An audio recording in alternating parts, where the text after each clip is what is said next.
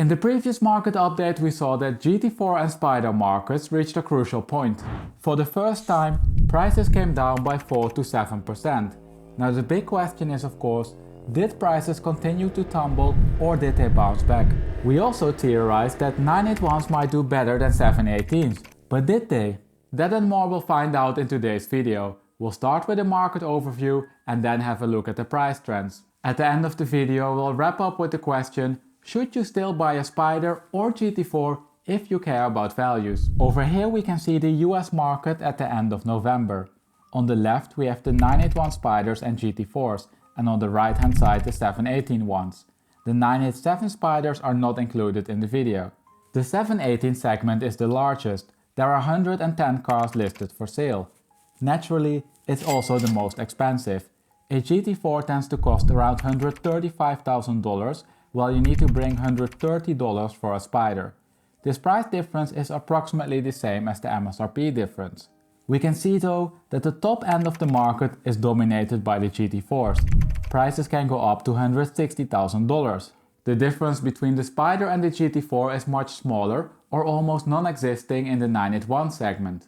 The median prices are approximately the same, though, again, you can mostly find GT4s at the top end of the market. Now comparing the generations to each other, we can see that the 718s are $30,000 more expensive than the 981s.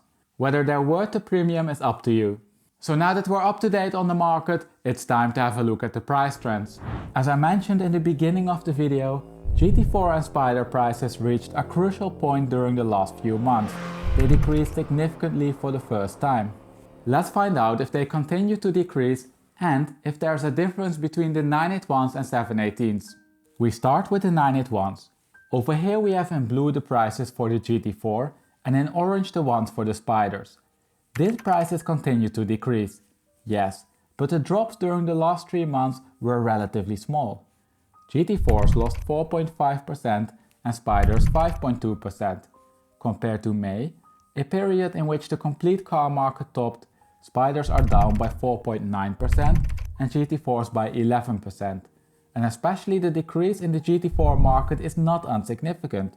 It's a drop of $13,000. What's perhaps more important is that this means that compared to last year, prices are down by 4% or $4,400.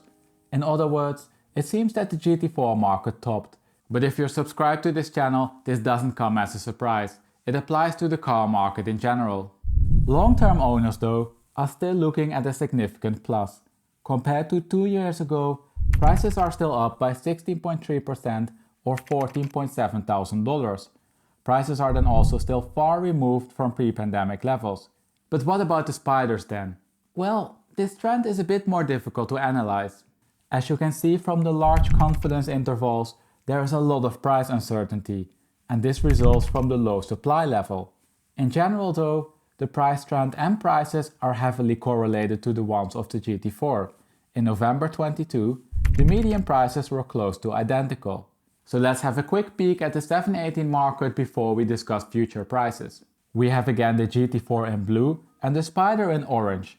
If we look at the most recent period, we can see that GT4 prices are down by 9.1% or $13,500.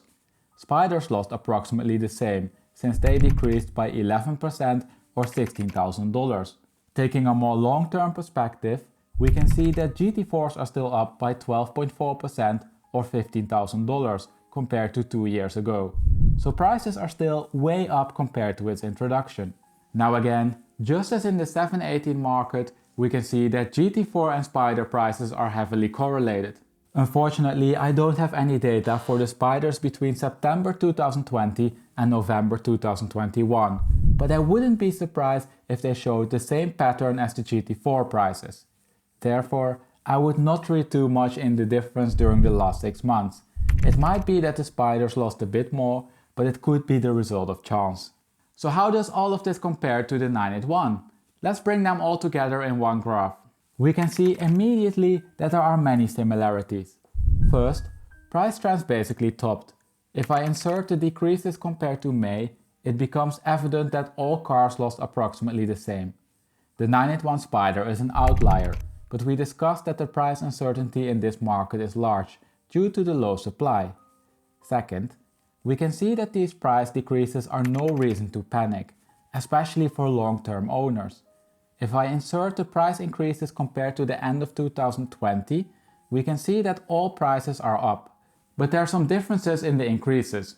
If we look at the GT4s, because supply is the largest in those markets, we can see that 981s increased slightly more, but the difference is not night and day.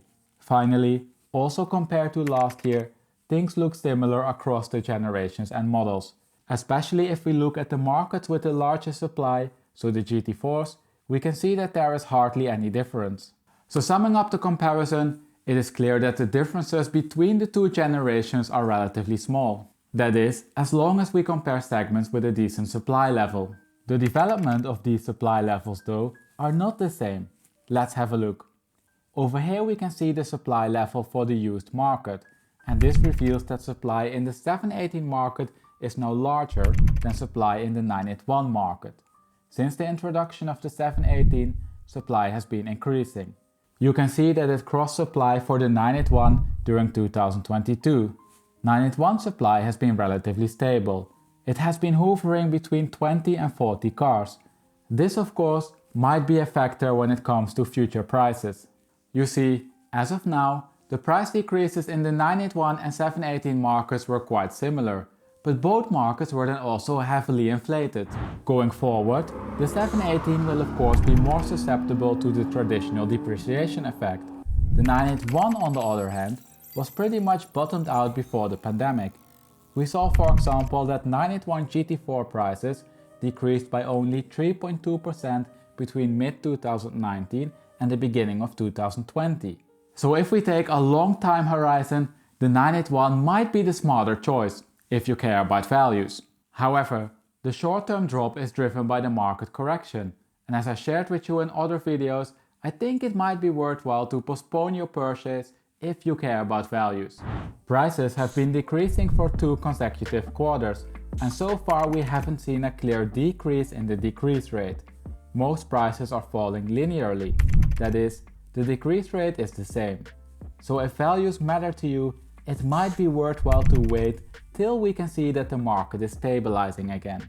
But as I shared with you many times before, as long as we don't have an evidence-based model that can predict the prices, all of this is just speculation, and you should treat it like that.